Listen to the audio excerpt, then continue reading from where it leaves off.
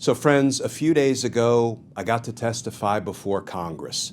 Specifically, I appeared before Jim Jordan's Weaponization of Government Committee. And I want to talk about one representative in particular who was so nasty and so cowardly and so disrespectful, and it wasn't even Jim Jordan. Let's talk about that, because justice matters.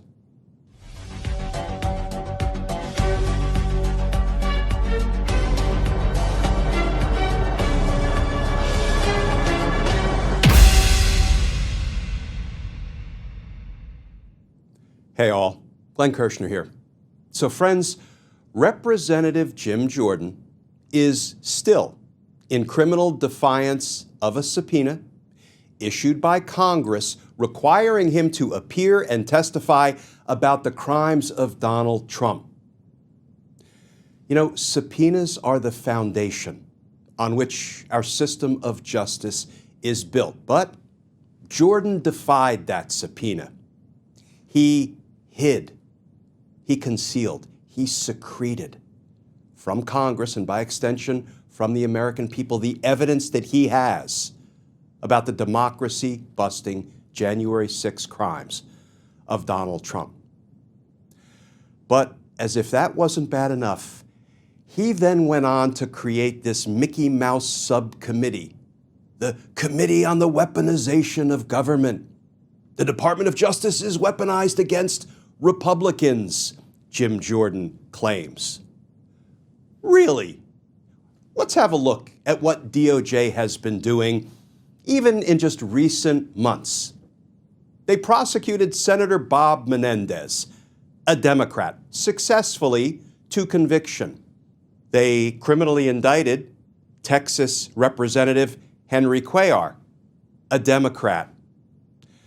They prosecuted Hunter Biden, a Democrat, son of a president who is a Democrat. And they just indicted the mayor of New York, Mayor Adams, a Democrat. If the Department of Justice has been weaponized against Republicans, boy, they're doing a really lousy job of carrying out their evil scheme to go after Republicans unfairly. Nevertheless, Jim Jordan creates this Mickey Mouse subcommittee, and what does he do? He issues subpoena after subpoena after subpoena, transparently designed to help who? His orange dictator wannabe, Donald Trump. What does he do? He interferes in state court prosecutions, issuing subpoenas to folks down in Georgia who have the nerve to try to hold Donald Trump accountable for his crimes. When Donald Trump told the Secretary of State, I don't care what the vote was, just find me 11,780 votes and corruptly declare me the winner. That's a crime. He issues subpoenas to prosecutors in New York to try to interfere with New York State's prosecution of Donald Trump for what we now know, according to a jury's verdict, were 34 felonies designed to cheat in the 2016 presidential election. Jim Jordan not only issues subpoenas to people from the prosecutor's office in New York, he subpoenas a judge's daughter? Are you flippin' kidding me? Jim Jordan has weaponized Congress to try to help an aspiring dictator. And friends, that's not even what I wanted to focus on today, though it's pretty damn infuriating that Jim Jordan gets to abuse his power and position. He gets to weaponize Congress to help out his, criminal dear leader. And thus far, Jim Jordan has gotten away with it. But his time will come. No, what I want to talk for just a few minutes about today is this one. Representative Harriet Hageman and what she thought it was appropriate to say about a witness that Jim Jordan had invited to appear and testify before his committee. That would be me. There's my letter of invitation from Jim Jordan to appear before his Weaponization of Government Committee. As a testifying witness, I was permitted to give a 5-minute opening statement. Now, I was invited to appear before the committee by Jim Jordan because he's the chairman of the committee, but I was identified as a witness by Representative Stacey Plaskett. She is the ranking Democrat on the committee, and Representative Plaskett asked me to focus on Donald Trump's Project 2025 and its goal of corrupting and weaponizing the Department of Justice, right?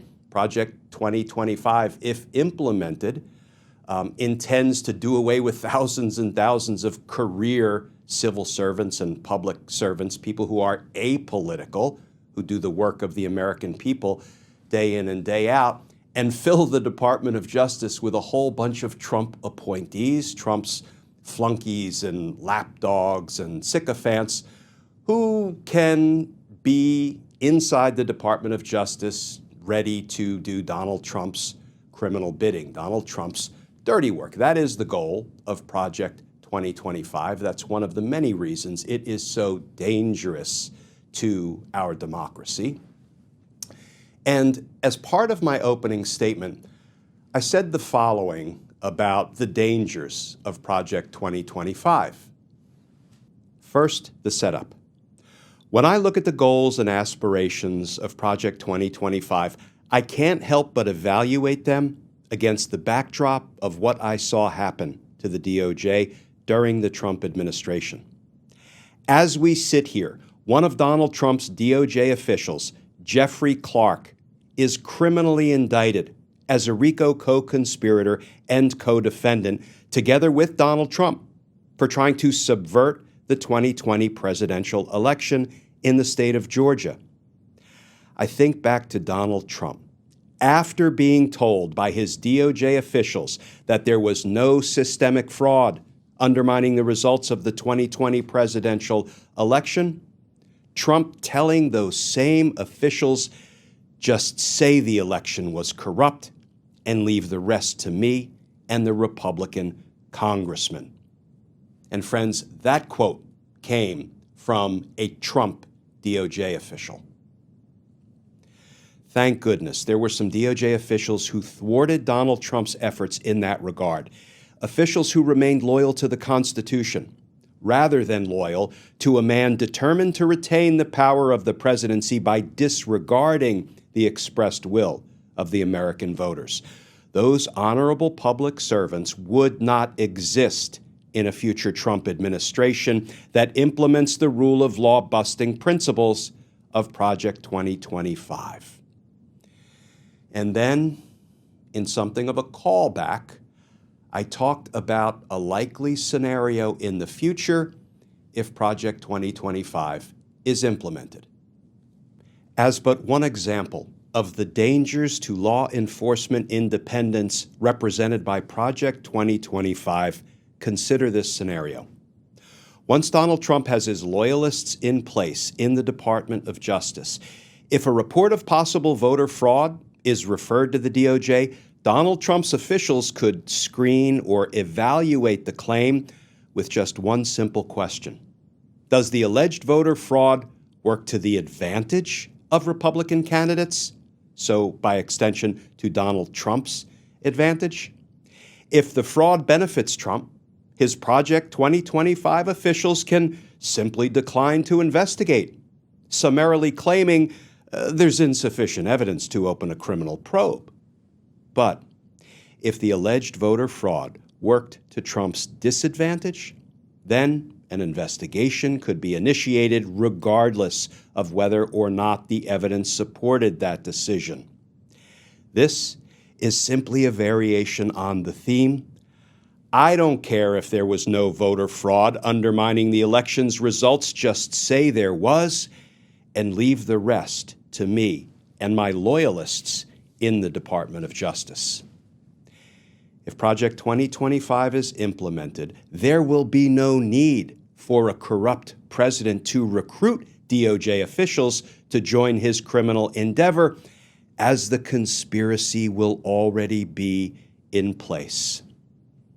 Project 2025's determination to extinguish the independence of the Department of Justice looks a lot like a blueprint for autocracy.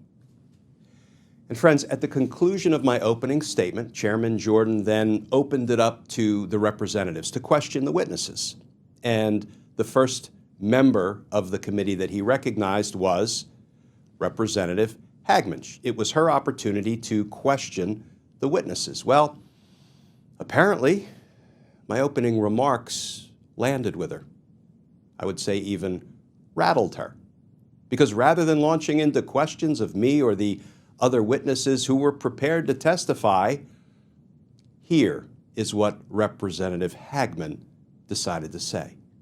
We'll now proceed under a 5-minute rule with questions. The gentlelady from Wyoming is recognized for 5 minutes. Excellent work. Well, in light of that ranting from Mr. Kirshner and understanding that he has a long history working in the Department of Justice, I could understand why we're in the mess that we're in.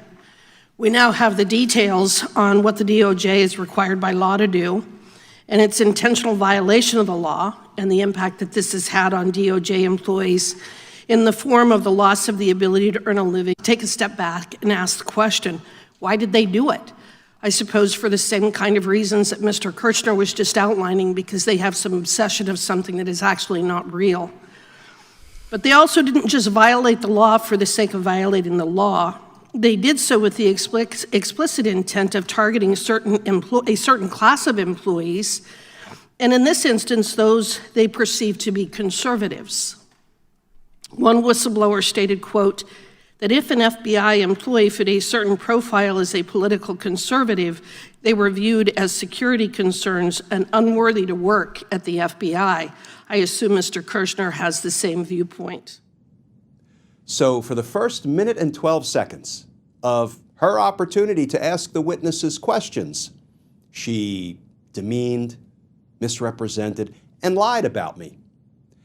And then she didn't even have the courtesy or the courage to ask me any questions or give me even 10 seconds to respond to her lies. Well, fortunately, Representative Jerry Connolly promptly apologized for his colleague's behavior. 5 minutes. I thank the chair. Mr. Kirshner, and by the way, I apologize, at least on behalf of this side of the committee, for a disparagement characterizing your testimony. I don't think we should ever do that in a committee. We don't have to agree. Thank you, Representative Connolly. I'm from New Jersey, so I've suffered worse. I'm from Boston originally. We don't like that. So, friends, I tried to make clear by my lighthearted comment that, look, I'm from New Jersey. I've suffered a lot worse than what old Harriet Hageman tried to throw at me. But before this hearing, I have to be honest, I didn't know Harriet Hageman from a can of paint. So I just thought I would do a quick Wikipedia search to see what she's about. And here is just a very short overview of her accomplishments. There's not much here, but here is some of what Wikipedia has to say about Harriet Hageman. She bills herself as a trial lawyer. In 1997, Hageman represented Wyoming in Nebraska versus Wyoming, a dispute over management of the North Platte River. In the case, she advocated against the United States Forest Service's roadless rule and lost. Hageman was a candidate in the 2018 Wyoming gubernatorial election, placing third, so she lost. In the 2016 Republican Party presidential primaries, Hageman supported U.S. Senator Ted Cruz and criticized Donald Trump. Speaking about presumptive Democratic presidential candidate Kamala Harris in July 2024, Hageman called Harris a DEI hire, a reference to diversity, equity, and inclusion initiatives, who is, quote, intellectually just really kind of the bottom of the barrel. And in a statement to the New York Times, she called Donald Trump the greatest president of my lifetime. So I think you can see what her judgment is like. You know, friends, it's sad that she has constituents that she's supposed to be representing. She has constituents that she's letting down every day with her clownish behavior. And frankly, her constituents deserve better. Because justice matters. Friends, as always, please stay safe. Please stay tuned. And I look forward to talking with you all again tomorrow.